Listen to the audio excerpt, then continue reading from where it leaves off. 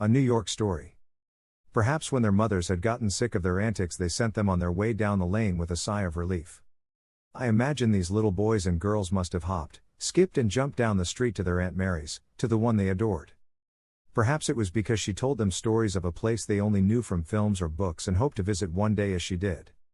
You can imagine it, can't you? They crowded around her like bees around flowers.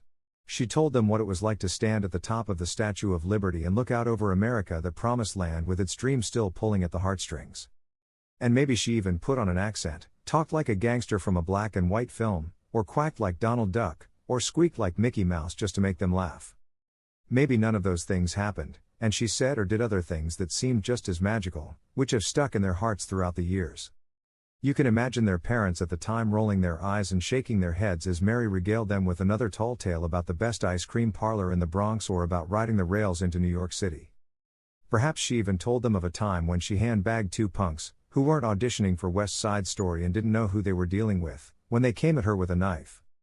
Perhaps nothing bad happened there, and she just did her job and went out with her friends to see a show on Broadway. But still, to them she embodied something which was miraculous, just like the Statue of Liberty being ferried from France all the way to America.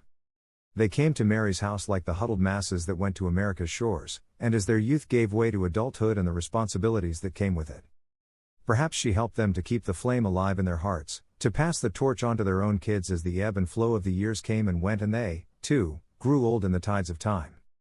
Of course, perhaps all she said to them about her time in America was this: pursue your dreams because you'll never regret it.